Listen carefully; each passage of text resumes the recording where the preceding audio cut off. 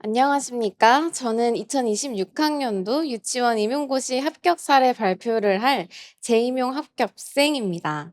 저희 합격 수기가 조금 부족하더라도 비슷한 성향의 선생님이나 재임용 고민이 있으신 분들이나 재수 이상 선생님들께 조금이나마 도움이 되고자 합격 사례 발표를 하게 되었습니다.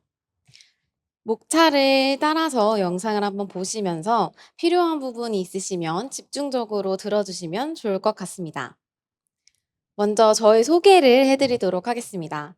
저는 2025학년도에 경기도교육청, 그리고 2026학년도에 서울특별시 교육청 유아임용고시에 합격을 하게 되었습니다. 저의 간략한 공부 기간을 말씀드리겠습니다. 저는 대학교 4학년 때에는 타강사의 연간 패키지를 수강했지만 이제 두 번의 실습과 졸업으로 인해서 거의 강의를 수강하지 못했습니다. 그럼에도 불구하고 좀 현장감을 익히고 열의를 다지고자 시험장에 가서 시험을 응시했고 당시에는 컷에서 많이 차이가 났습니다. 그리고 졸업 이후에는 올인으로 또 다른 강사분의 연강 커리를 따라서 한 해 동안 공부를 했습니다. 이때에도 1 차에 이제 경기도에 응시했지만 불합을 해서 그다음 연도 1-2 월에는 겨울방학에 오전 대체 강사로 근무를 했고요. 그다음에 3-4 월에는 좀 휴식 기간을 가지다가 5 월부터 마음을 다시 다잡고 민쌤의 하반기 커리 패키지를 수강하면서 공부했습니다. 그 당시에 경기도 유아임용에 최종 합격하게 되었고 저는 대기 발령을 받아서 이제 대기 발령 동안에는 어 여행도 조금 다니고 그때에는 이제 재임용 고민 없이 3 월에서 8 월에는 또 카페에서도 근무도 하고 했습니다. 그래서 저는 9월 1 일자로 발령이 났고요. 그래서 발령 이후에는 제가 원래 살고 있는 거주지인 서울에 TO가 많이 늘어나기도 했고 또 기타 여러 가지 이유들로 인해서 서울에 재임용을 이제 고민을 하다가 '아 이거 그냥 한번 접수해 보자.' 해서 접수를 하고 아이들과 함께 일 병행을 이제 하면서 이제 시험 전날에 이제 기존에 가지고 있던 민쌤 모고를 이제 한 회차 한번 풀어 보고 다음날 시험장으로 가게 되었습니다. 저는 이제 시험을 봤을 때에는 이제 기대감이 이제 없어서 '아 안 될 수도 있겠다.'는 생각에 다시 유치원에서 이제 또 열심히 근무를 했고요. 이제 1차 발표 날에 점수를 봤더니 커트라인으로 이제 합격을 했더라고요. 그래서 이제 2차 준비를 그때부터 1차 발표 이후부터 시작을 하게 되어서 2 차로 뒤집기를 해서 합격한 사례입니다. 그래서 제가 이제 이후에 말씀드릴 공부법들은 제가 경기도에 응시했을 때 합격한 2025학년도 합격 당시 공부법이라는 것을 참고해 주시면 좋을 것 같습니다. 자, 그러면 이제부터 합격하기 위해서 제가 어떤 방법으로 준비를 했는지 좀 간략하게 소개해 드리도록 하겠습니다. 저는 5 월에 공부를 다시 시작했는데요. 5 월에 공부를 시작하기 전에 좀 메타인지를 하는 시간을 가졌습니다. 이제 공부를 하다 보면 스스로에 대해서 정말 많이 알 수 있게 되잖아요. 그래서 저는 좀 '나에게 맞춤형 교육을 한번 적용해 보자.' 하는 마음으로 그 올인으로 공부했던 시기에 스스로 이제 하루에 성찰 일기 쓰고 이런 것을 통해서 저를 이해한 것을 바탕으로 스스로를 통제할 수 있는 방법들을 적용해 보았습니다. 먼저 첫 번째는 이제 마인드 세팅 측면에서 말씀드리겠습니다. 저는 이제 기본사라든가 타강사 자료라든가 합격생 자료 같은 이제 정보를 많이 가지고 있으면 이제 그거를 하나부터 열까지 꼼꼼히 봐야지 안심할 수 있는 좀 완벽주의 성향이었습니다. 이제 그러다 보니까 문제가 강의 진도가 밀리게 되거나 이러면 스트레스를 받아서 좀 약간 공부를 하는 의욕을 상실하게 되었습니다. 그래서 이를 해결하기 위해서 스스로 통제하기 위해서는 이제 '의사소통 문풀 기간 내에 무조건 보겠다.' 아니면 더 세부적으로는 '오늘 하루는 1 페이지에서 15 페이지까지를 하루 안에 보겠다.'라는 마음으로 이제 정해 두고 공부를 했습니다. 그래서 이때 이 마음가짐은 '내가 꼼꼼하게 완벽하게 읽는다.' 이런 마음을 좀 내려놓고 '오 그래. 한 번 읽었다.' 약간 이런 마음으로 임했고요. 그렇게 회독을 점점 하다 보니까 자연스럽게 이해가 증가되고 암기가 되는 것을 느낄 수 있었습니다. 또 두 번째로 학습 습관 측면에서 말씀을 드리겠습니다. 저는 이제 MBTI로 봤을 때 끝자리가 P와 J 중간 성향의 썩혀 있어요. 그래서 이제 혼자 하게 되면은 즉흥적이고 계속 미루고 이런 성향이 있고요. 다른 사람과 함께 하게 되면 계획을 좀 세우고 책임감 있게 참여하는 성향이 있습니다. 그래서 이를 위해서 저는 공부를 다시 시작하는 그 5월에는 공부 습관을 잡기 위해서 기상 캠 스터디를 진행했고요. 또 건강안전도 너무 간과하지 않기 위해서 이제 건강안전 스터디도 했습니다. 저는 이제 한 번에 많은 걸 하기보다 공부를 하면서 시기별로 '이것 때문에 좀 나태하다.' 이러면 이렇게 스터디를 하나씩 점차 추가하는 방식으로 했습니다. 예를 들면은 제가 이제 도서관이나 스터디 카페에서 오전에 공부를 했는데 저녁에 집에 오고 나면 나태해져서 공부를 안 하더라고요. 그래서 그때는 이제 저녁 시간 이후에 카메라를 켜고 공부하는 캠 스터디에 참여한다든가 이런 방식으로 스스로를 좀 통제하고자 했습니다. 또 이제 세 번째로 가장 합격에 도움이 되었다고 할 수 있는 거는 인출하는 방법을 변경한 것이었습니다. 저는 올인으로 합격을 했을 당시에는 손으로 쓰는 거를 정말 싫어해 가지고 인출을 계속 미루고 이제 거의 안 하게 되었습니다. 그때에는 그래서 이해 중심으로만 좀 초점을 둬서 공부를 하다 보니까 이제 그 결과의 문제점으로 문제를 딱 보면 '아 이게 무엇을 묻는 것이구나.' 이거는 딱 알 수 있었는데 답변을 작성하는 키워드가 떠오르지 않더라고요. 그래서 이를 또 스스로 통제하기 위해서 저는 이제 문풀 시기부터 문풀 진도에 맞춰서 요약하게 구술 스터디를 진행했습니다. 제가 이제 구술을 선택했던 이유는 저는 말하면서 공부하는 게 좀 더 잘 맞고 좋아하고 더 잘 이해가 되었기 때문입니다. 구술 스터디를 했던 것의 장점은 이게 첫 번째로 서로 진도에 맞춰서 요약하게를 이제 묻고 답하다 보니까 제가 문풀 강의의 진도를 밀릴 수 없었습니다.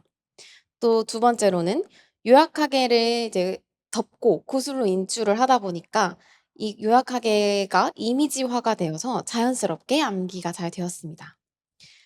솔직히 처음에는 조금 어려워 가지고 보고하면 안 되지만 보고할 때도 있었는데요. 점점 이제 2 회독, 3 회독 하게 되면서 그때부터는 이제 안 보고 할 수 있는 정도로 조금 성장하게 되었습니다. 또 세 번째 장점으로는 저는 스터디원 선생님과 협의하에 이제 2-3 회독까지 이제 시험 직전까지 구술 인출을 했어요. 그래서 그러다 보니까 서술 방식으로 인출을 하는 걸 자연스럽게 내면화하고 또 서로 부족한 부분을 알고 좀 퀴즈를 내준다거나 아니면 내가 좀 연구한 암기법을 좀 공유한다든가 했던 방법들이 합격에 크게 도움이 되었던 것 같습니다. 두 번째로는 저는 이제 불합의 원인을 분석하는 시간을 가졌습니다. 정말 보기 싫었지만 그전에 이제 불합을 했던 1차 시험지를 좀 채점을 하면서 총 두 가지를 분석하고자 했습니다. 첫 번째는 오답의 원인이었고요. 두 번째는 오답의 영역이었습니다. 이제 먼저 보이는 것과 같이 오답의 원인을 분석한다는 것의 의미는 제가 오답을 하면서 풀이했던 사고 과정을 좀 다시 성찰해 보는 시간을 가진 것입니다. 이제 가장 많은 감점이 된 것을 보면은 이제 지문의 맥락보다 그냥 암기한 걸 그대로 적용한다 이런 것이었어요. 그래서 예를 들면은 기출에 나온 키워드가 보이면 그냥 그 지문의 앞뒤 맥락을 보기보다 '아 기출에서는 이거의 답을 이거라고 했으니까 이렇게 적어야겠다.' 하고 좀 그대로 적는 문제가 있었어요. 그 이외에도 오답을 보면 이제 좀 이해가 부족했다거나 아니면 제가 강론의 경우에는 좀 이론의 하위 단계 아니면 세부 내용, 사례 이런 거에 암기가 좀 부족해서 그런 부분에서 이제 '구조화가 잘 되지 않았다.' 이런 것도 파악할 수 있었습니다. 다음으로는 오답의 영역을 분석한 측면입니다. 이제 강론에서 저는 오답이 가장 많았어요. 특히 이제 미술, 음악과 같은 예술 경험을 조금 어려워하더라고요. 그 외에도 언어나 사회, 수학에서도 좀 감점이 있었어서 이 부분들은 제가 단계명을 암기하거나 강론의 사례를 적용하는 게 부족하다 이런 것을 알 수 있었습니다. 이렇게 파악한 것을 바탕으로 학습의 우선순위를 조금 정했어요. 그래서 저는 교육과정 A보다는 B에 좀 초점을 두고 하기로 했고 그다음에 개론보다는 강론, 그다음에 강론 중에서도는 예술 경험, 사회관계, 수학, 뭐 언어 이런 순서들로 먼저 회독을 하는 것에 초점을 두었습니다. 저는 이렇게 앞에 앞에서 불합의 원인을 파악한 것을 바탕으로 좀 맞춤형 대비법, 공부법을 한번 계획을 해 봤습니다. 먼저 첫 번째로 강론을 공부한 것에 대해서 말씀을 드리겠습니다. 저는 이제 암기왕 키워드가 나오면 이게 아는 대로 쓰는 그 습관을 멈추고 일단 멈추고 문제의 대문항 읽기, 그다음에 조건 표시하기, 지문의 앞뒤 맥락을 처음부터 끝까지 빠르게 해독하는 방법으로 확인을 한 다음에 답을 쓰려고 했어요. 이제 저는 또 다음으로 기출 분석을 할 때에도 예를 들어서 제가 틀렸을 문제가 코플리의 교사 개입 수준의 문제를 틀렸었는데요. 이때 이후에는 좀 기출 분석을 하면서 뭐 예를 들어서 이 의사소통 부분이 13 년도에 나왔고 그다음에 20 년도에 나왔다. 아 이러면 약간 이게 나중에는 이게 하위 내용이 나올 수도 있고 나올 만한 주기가 됐다. 이런 것을 좀 대비를 하면서 기출 분석을 적용했고요. 또 더불어서 이제 개념의 사례가 나오면 그거를 이제 지문으로 1:1 대응을 하면서 좀 구분할 수 있도록 했고요.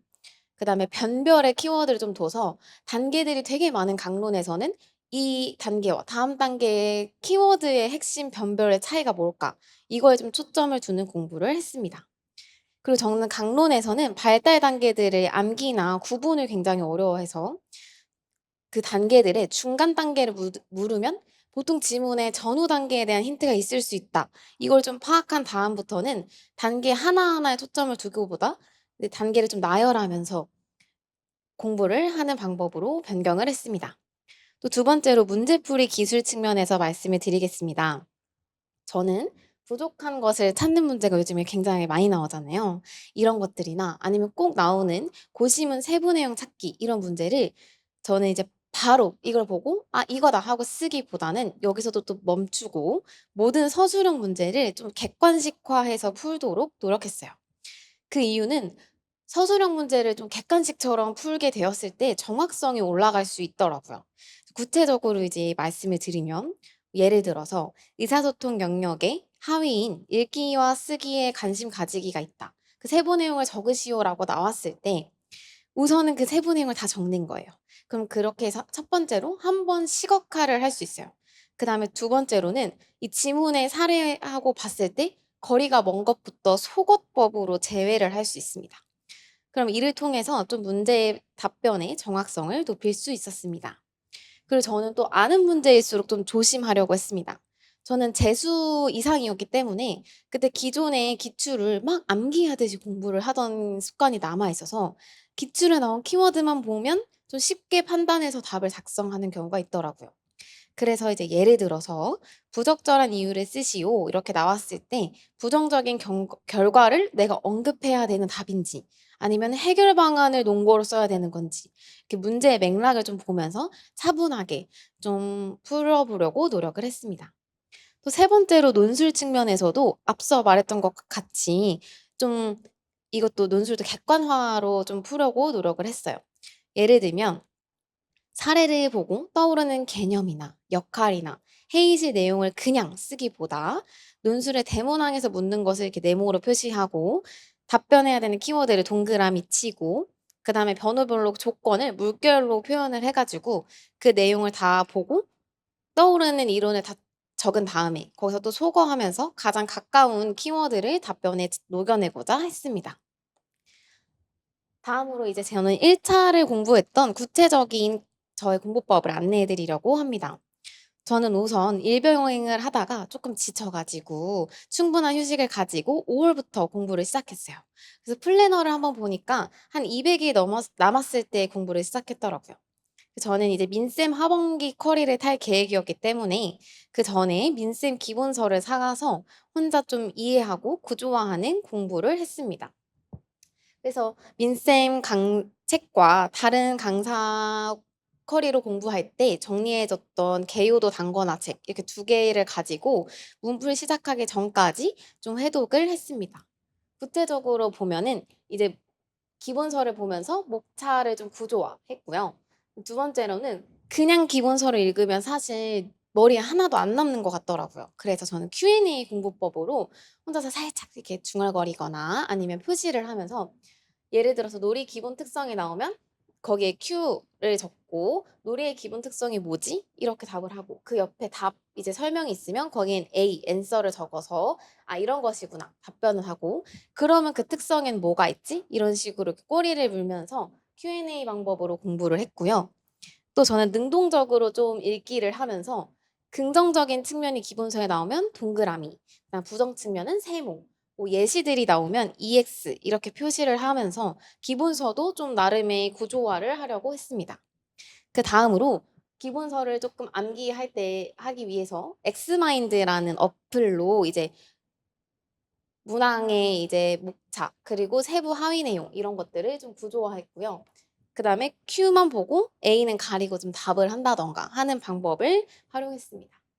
그다음에 저는 기출 분석 같은 경우에는 제가 이제 기존에 기초를 한번 풀었다 보니까 그다음에 저는 시간이 너무 없어서 기출을 우선 눈으로 풀었는데요. 눈으로 풀면서 또 틀리는 문제들이 있어요. 그러면은 내가 암기가 부족해서 틀렸는지, 이해가 부족해서 틀렸는지 이런 걸 좀 파악을 했고요. 다음으로는 기출을 출제 경향을 분석하는 데 적극 활용했습니다. 단답으로 나왔다. 그럼 다음에는 개념을 물을 수 있겠다. 근데 개념까지도 나왔다. 그럼 이제 뭐 세부 하위가 나오거나 사례로도 나올 수 있겠다. 이런 방법으로 좀 기출이 나왔던 거를 무조건 한 단계는 나아가서 더 공부를 하려고 했습니다. 그다음에 대비하기 측면에서 2-3년도 막 주기로 나오는 애들은 안 나왔으면 나올 수 있으니까 좀 꼼꼼히 준비하고 이런 것들에 좀 초점을 두어서 공부를 했습니다. 그다음에 구체적으로 제가 기출을 분석했던 방법을 소개해 드리겠습니다. 이 방법은 제가 민쌤의 요약하기를 가장 장점을 적극적으로 활용했다고 말씀드릴 수 있는 측면인데요. 민쌤의 이제 요약하기에는 기출이 함께 제시되어 있잖아요. 그래서 그 부분을 함께 활용해서 단권화를 했습니다. 이제 기출 풀이를 하면서 요약하게 기출을 연도별로 막 나와 있으니까 그걸 좀 비교하면서 그거를 분석했어요. 그래서 먼저는 연도별 비교를 해서 어떤 개념이 어떤 방식으로 출제가 되었구나 이렇게 좀 파악을 했고 이런 유형은 어떤 방식으로 풀어야 하는구나 이런 사고를 한번 과정을 거쳤습니다. 그다음에 이 다음에 내가 맞추려면 어떻게 해야 되는지 좀 알기 위해서 예를 들어서 이제 설명을 드리면 저는 사회교육 접근법 중에 나올 확률이 조금 높은 것들을 봐야겠다 해서 사회과학 개념의 구조화 접근 방식이 13년도 용어로 나왔다. 그다음에 19년도 추가해서는 용어를 또 쓰고 설명하는 걸 물었다. 이렇게 한 단계 발전이 됐다면 아 이제는 좀 5년 주기였으면 나올 법하다라는 것에 좀 초점을 두어서 첫 번째는 그 접근법들 중에서 나올 확률이 높은 것을 우선해서 암기했고요. 두 번째로는 그 접근법의 개념이 나온 적이 없다라고 하면 개념을 암기하고 이미 설명까지 쓰도록 한 문제가 나왔다. 그러면 이제는 더 나아가서 심층적으로 장단점, 사례 이런 것을 통해서 공부의 깊이 수준을 좀 정했습니다. 또 세 번째로는 이러한 것들을 바탕으로 제가 인출의 중요도를 좀 정해서 공부를 했고요. 그래서 이런 것들의 우선순위를 두면서 공부하면서 기출들을 바로바로 요약하게 있는 내용들에 표시를 했습니다. 그다음에 저는 또 기출 분석으로 교육과정 A, B에 나오는 과목을 저렇게 색깔을 다르게 인덱스로 표시를 했어요. 이 방법의 장점은 계속 저는 요약하게 단권화를 했는데요.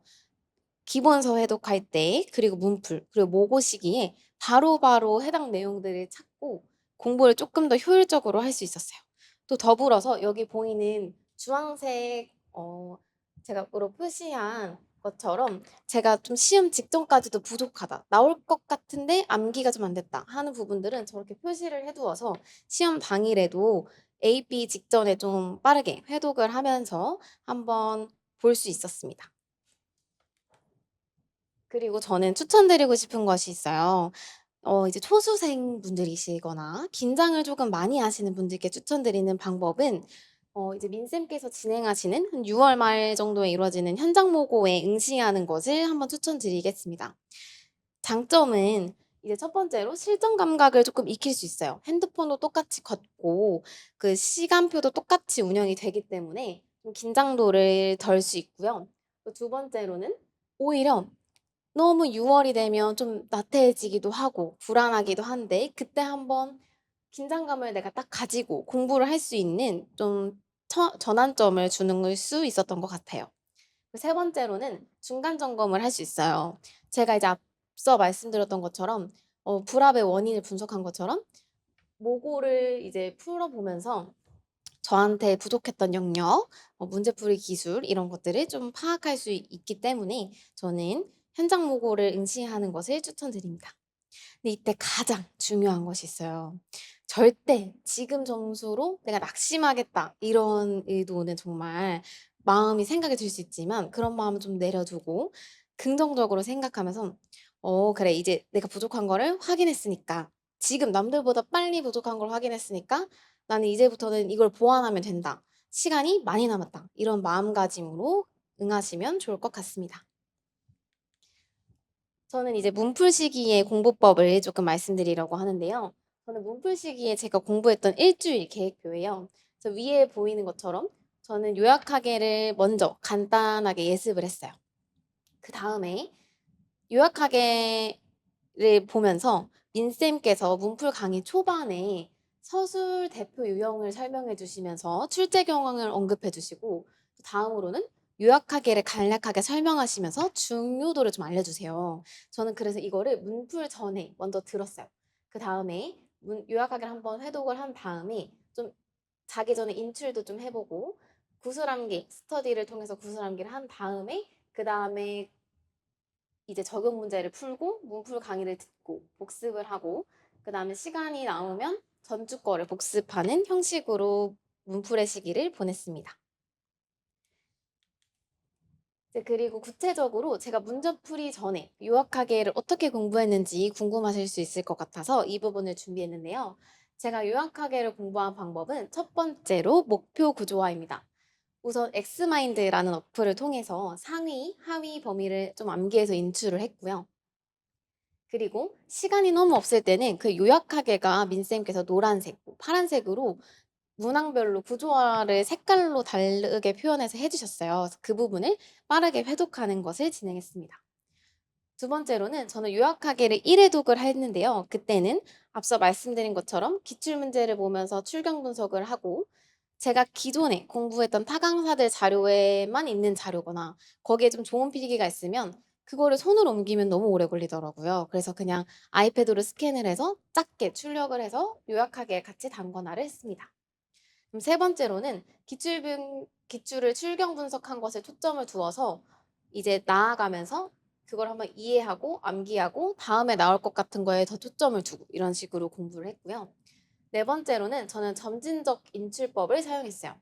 먼저 자기 전에 정말 가벼운 마음으로 그 요약하게 구술 준비를 한번 보면서 한번 암기를 해보고요.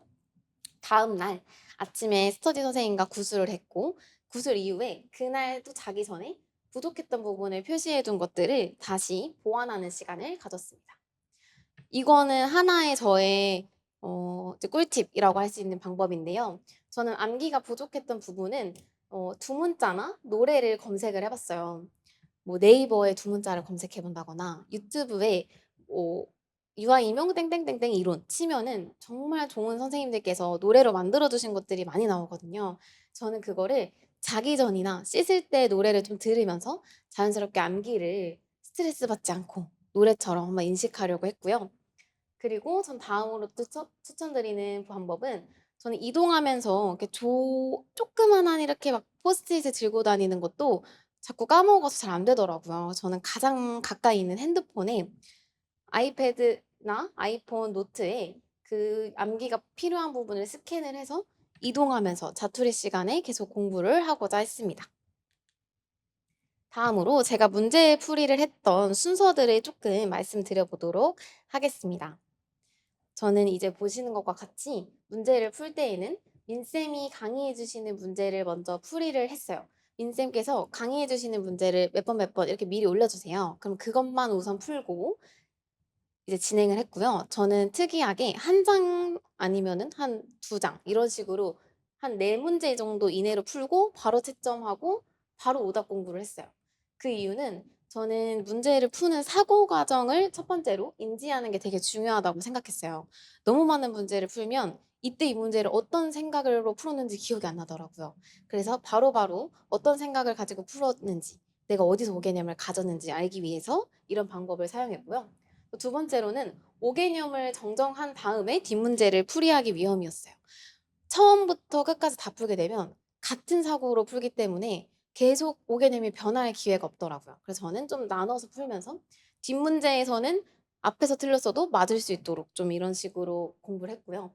그다음에 또 세 번째로는 모범 답안을 내면화하고 적용하기 용이했기 때문이에요.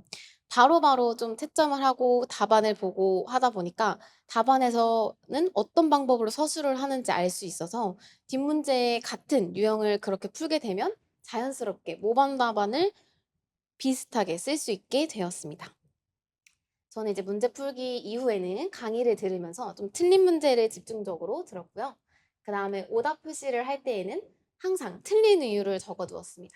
그래서 요약하게 단권화를 하면서 오답 노트를 그냥 한 번에 요약하게 하면서 어떤 사고 과정을 주의해서 해당 내용을 풀어야 하는지 아니면 어디서 암기가 부족한지 이런 것들을 좀 표시를 해두었습니다. 그 다음에 이제 요약하기를 공부하면서 제가 부족했던 것들을 바로바로 즉시 암기를 했고요. 그 다음에 마지막으로 문풀을 이제 분석하면서 답안지에 저는 분석을 했습니다.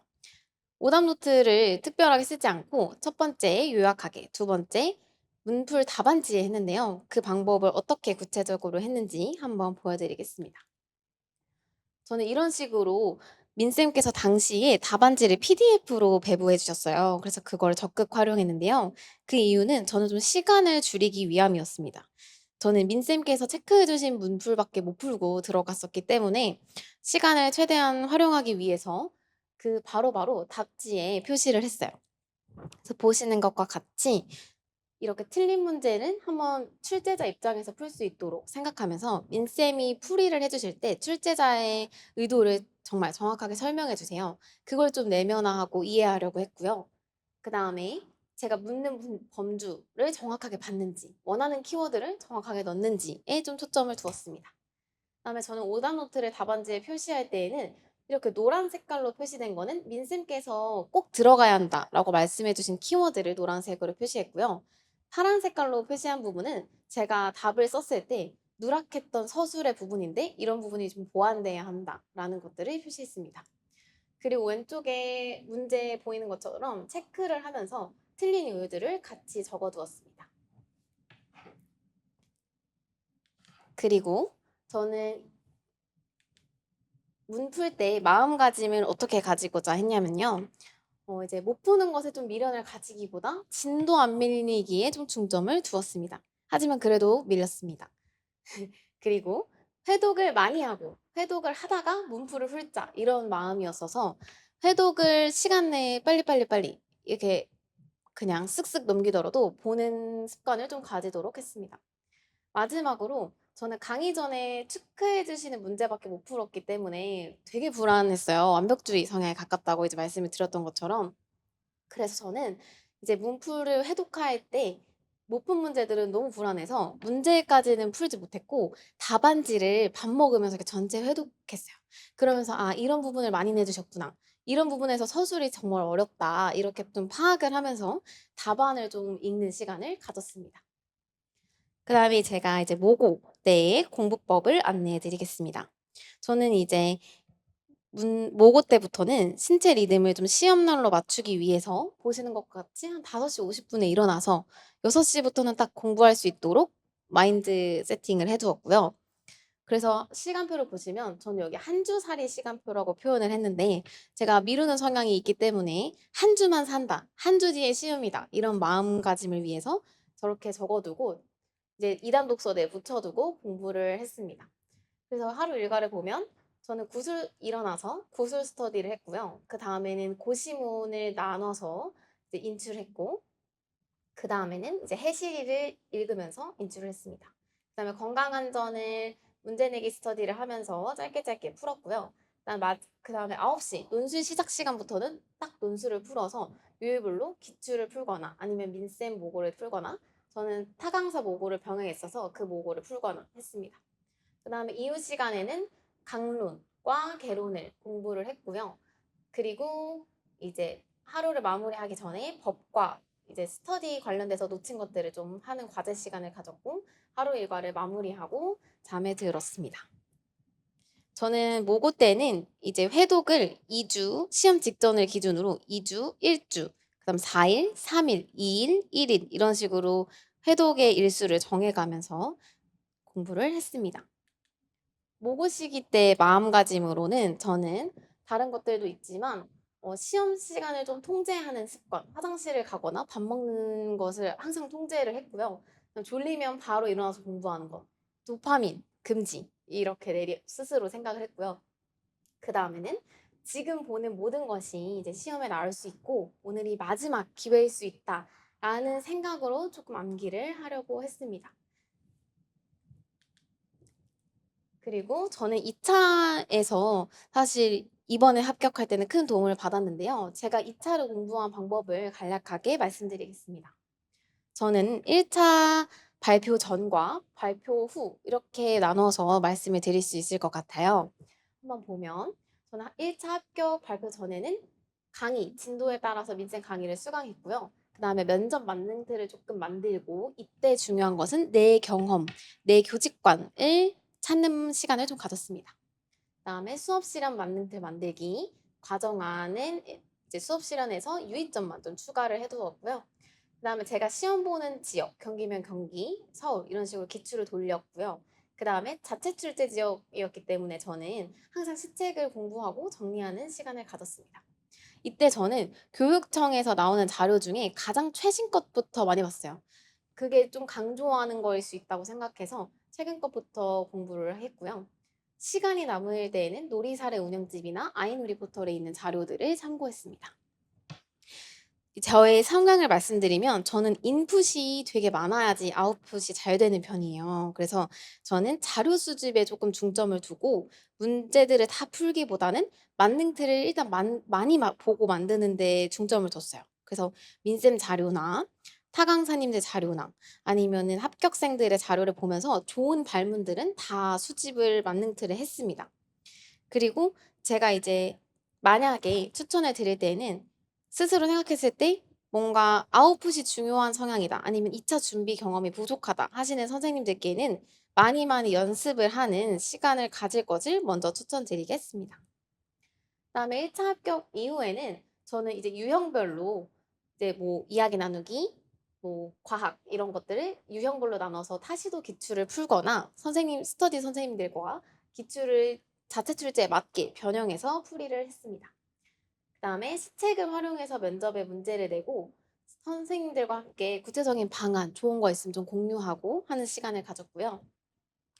제가 이제 가장 강조해드리고 싶은 부분은 시간을 지켜서 풀고 답하는 연습은 1차 합격 발표 후에는 반드시 하면 좋겠다 추천해드리고 싶습니다. 저는 경기도에 응시했을 때는 시간을 지키는 연습을 거의 못했어요. 그래서 실제로 면접일에서 시간 내에 다 답을 못한 경우가 있었어서요. 서울에 응시를 했을 때에는 항상 구상은 2분의 여유를 두었고 답은 한 20초 정도 여유를 두고 하는 연습을 했습니다. 실전에서는 그래서 구상은 조금 여유가 있었고요. 답은 그래도 시간을 꽉 채워서 대답을 하기는 했습니다. 저한테 도움이 된 스터디를 말씀드리겠습니다.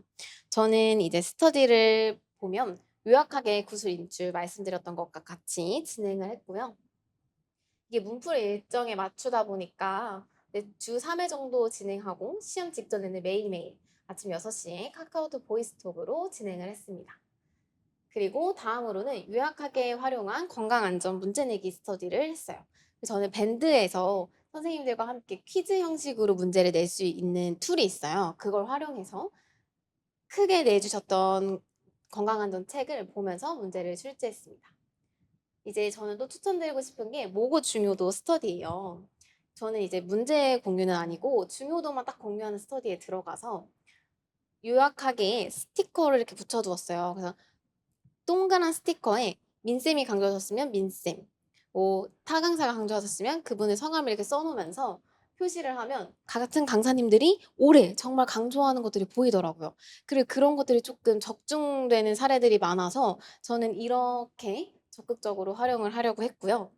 또 너무 스터디가 바쁜 시기에 부담이 되면 안 돼서 같은 강사님이어도 2명이 격주로 낸다거나 A, B로 나눈다거나 하는 방법으로 진행하는 스터디에 들어가게 되었습니다. 또 이것의 장점은 스터디를 해야 되기 때문에 제가 풀고 강의까지 듣고 중요도를 정리하는 시간이 필요해서 모고도 밀릴 수 없다는 측면에서 저에게 강제성을 잘 부여해 준 스터디입니다. 저는 간단하게 추천드리고 싶은 아이템을 말씀드리고 싶어요. 첫 번째로 보이는 것처럼 서서 공부하는 책상이 생각보다 가격이 나가더라고요. 저는 이제 집에 있던 보면대, 악보 보면대로 저희가 밥을 먹고 졸릴 때, 혈당 스파이크가 왔을 때, 아니면 집중이 좀 안 될 때 서서 공부를 하는 방법을 가졌고요. 두 번째로는 아까 말씀드렸던 것처럼 다이소에 파는 이런 원형 견출지가 있어요. 그래서 여기에 모고 중요도 차강사님들 이름을 좀 적어서 표시를 한다거나 기출을 표시할 때 뭐 13추, 19추 이런 식으로 숫자를 써놔서 여기 스티커가 좀 많이 돼 있는 부분들에 집중을 해서 회독을 했습니다. 다음으로는 여기 지워지는 형광펜을 추천드리고 싶어요. 그 모고 직전에 2주, 1주 이런 식으로 줄여서 회독을 할 때 이 지워지는 형광펜으로 인출을 쓸 때 못 말한 것들을 표시해두고 점점 외우면 지우고 해서 빠르게 시험장에서는 표시된 부분만 빠르게 암기하고 시험을 보고 이런 방식으로 진행했습니다. 여기 보이는 것처럼 여기 있는 보라 색깔이 스티커로 중요도를 표시해둔 부분입니다.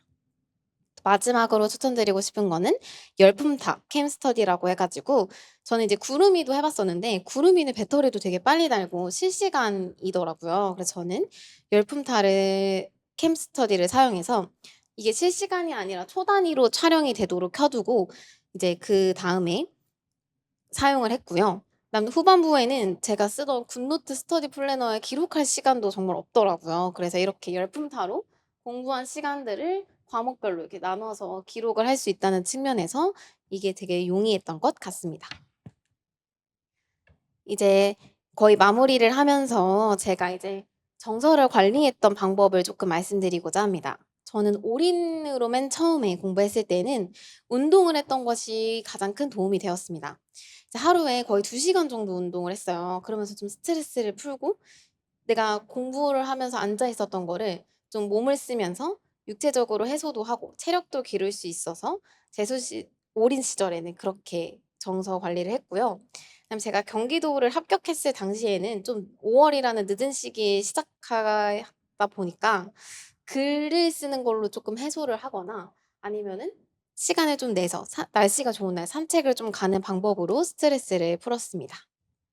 그리고 저는 세 번째로 가장 많이 한 정서 환기 방법인데요. 저는 공부 장소를 좀 많이 바꾸는 스타일이었어요. 그래서 동네에 있는 도서관들이 생각보다 공부하기 되게 좋아요. 그래서 도서관이나 스터디 카페 이렇게 되게 날씨 좋은 날 공부하기 좋은 공간에 가서 공부를 하면서 좀 스트레스를 좀 해소하고자 했습니다.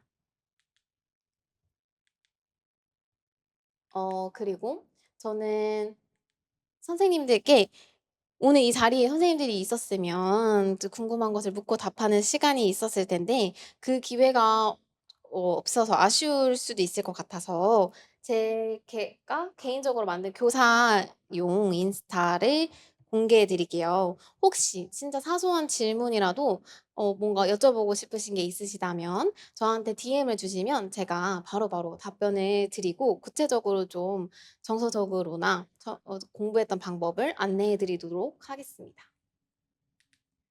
그리고 저는 이제 응원의 말을 드리면서 마무리를 하도록 하겠습니다. 저는 이제 응원의 말로는 이 두 가지를 제 스터디 플래너에 많이 이렇게 붙여 놓고 봤는데요. 첫 번째는 선생님들께 말씀드리고 싶은 게 저희가 정말 보이지 않는 공부를 매일매일 하잖아요. 또 1 년에 한 번 있는 시험을 위해서. 그래서 저는 항상 이때 그냥 포기하지 않는 것 자체가 너무 대단한 일이라고 선생님들께 말씀을 드리고 싶습니다. 그리고 딱 마음가짐으로 추천드리고 싶은 말은 드라마에 나왔던 대사예요. 그래서 "내 인생에 물음표를 던지지 말고 느낌표만 딱 던져라. 그래서 '난 될 거다. 난 될 거다. 난 이번에 꼭 될 거다.' 이렇게 마음가짐을 꼭 정하고 선생님들이 좀 더 공부에 편한 마음으로 임하셨으면 좋겠습니다. 마지막으로 제가 글 쓰는 거를 좋아한다고 말씀을 드렸잖아요. 그래서 글을 쓰면서 공부를 하면서 막 생각을 했을 때 딱 이 말을 해 드리고 싶더라고요. 저희가 정말 한 해마다 딱 단 하루의 시험날을 위해서 이걸 바라보면서 눈에 막 보이지 않는 성과로 이런 과정들을 이뤄내는 일이 정말 생각보다 너무 길 수도 있고 아니면 좀 지칠 수도 있을 것 같아요. 그래서 말씀드리고 싶은 건 이제 그럼에도 불구하고 먹구름이 이제 지나가고 나면 언제든지 햇살이 비추는 것과 같이 선생님들께서도 꿈꾸는 것들을 꼭 이루는 순간이 올 거라고 좀 생각하고 선생님들을 응원하면서 오늘 발표를 마무리 짓도록 하겠습니다. 감사합니다.